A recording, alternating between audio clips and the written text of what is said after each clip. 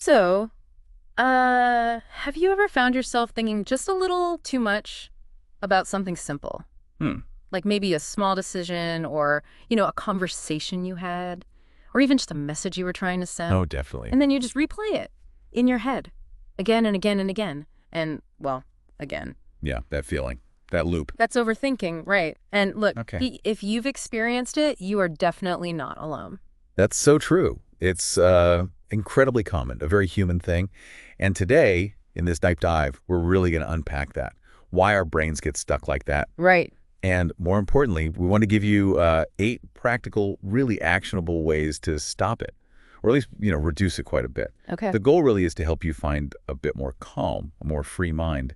And these methods, they're pretty straightforward. Anyone can use them. All right, let's get into it. Controlling those are runaway thoughts. And Correct. this first one seems like a really direct approach, literally getting thoughts out of your head. Write it down. Yes. It's one of the, honestly, best ways. The simple act of writing, even just a few sentences. Just a few. Yeah, it doesn't have to be long. Just writing, I'm worried about this, or I don't know what to say here, or even, what if I mess this up? Mm. Just getting it out onto paper or, onto a screen, it can make those worries feel smaller. They become external. It's like seeing it there makes it less powered. Exactly. Less overwhelming. Once it's out there, it's somehow more manageable. Okay, that makes sense.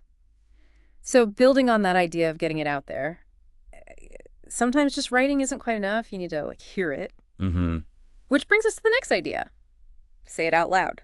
Because overthinking really loves silence, doesn't it? It really does. And saying it out loud, well, it works because you're vocalizing the problem, whether it's to a friend, your teacher, maybe an AI partner these days, Yeah. or even Yeah. just talking to yourself, which is totally okay, by the way. Good to know. It just makes the issue clearer. Often you actually hear yourself kind of answering your own questions as you speak.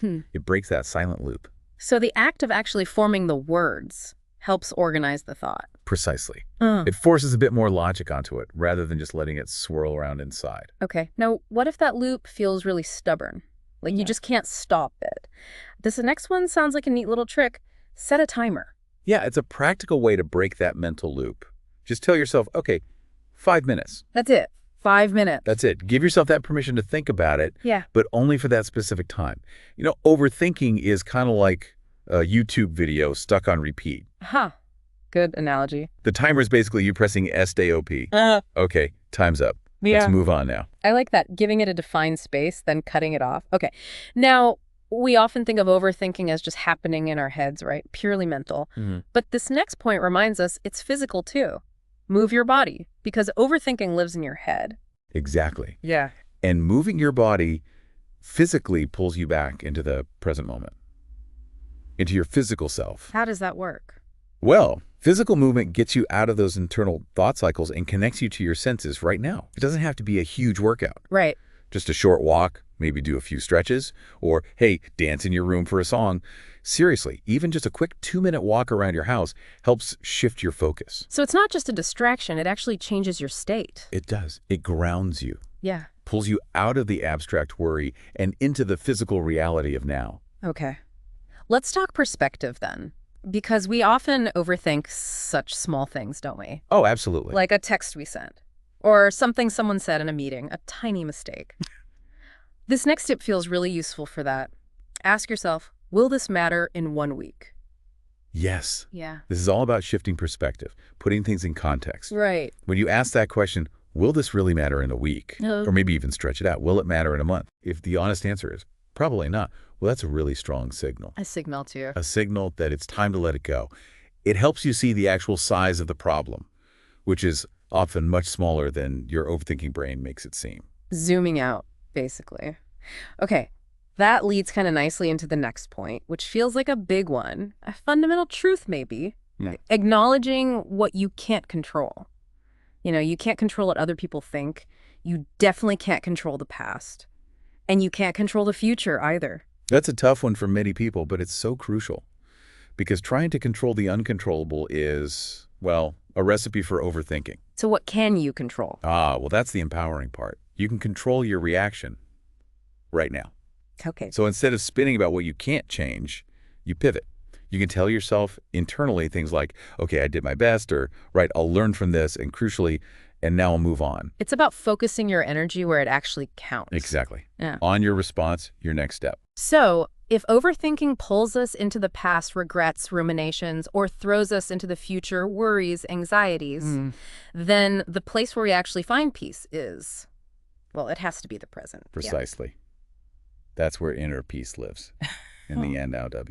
Which brings us to the next tip. Focus on NOW. Yes. This is about bringing yourself back, grounding yourself in this very moment. Just ask yourself, okay, what can I do right now? What kind of things? Super simple things. Drink a glass of water and really notice the feeling of it. Look out the window for 30 seconds. Feel your feet flat on the ground.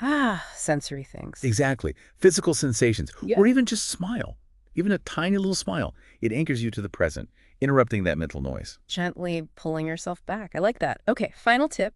And this one sounds, well, enjoyable.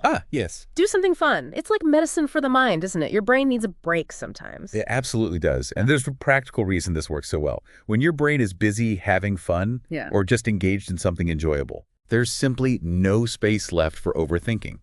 Your cognitive resources are occupied elsewhere. Crowding it out. Pretty much. Watch a funny video, do some drawing, maybe cook something you like, or, hey, challenge yourself, learn 3 new English words. Anything that engages you positively. So it's a distraction, but a really beneficial one. Beneficial and necessary, I'd say. It resets things. Okay, so let's recap.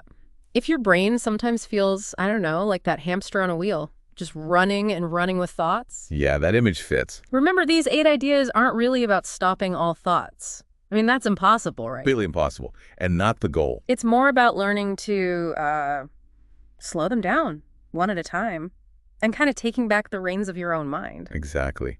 These tips, they seem simple, maybe, but they're genuinely effective. They're tools for managing your own thinking, building a bit more mental resilience. When you consciously choose to, say, write things down or interrupt those loops or shift your perspective or just get present or have some fun, you really can start to shift that internal landscape, invite a bit more calm, more peace into your life. So think about these 8 insights. Which one kind of jumps out at you? Maybe it's writing it down, or maybe that question about, will it matter in a week?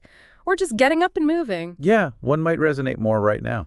Pick one, just one, and maybe try applying it today or the next time you feel that overthinking starting up. See what happens. Even a small shift can make a difference. It really can. Until next time, keep calm, keep learning, and definitely keep being kind to yourself.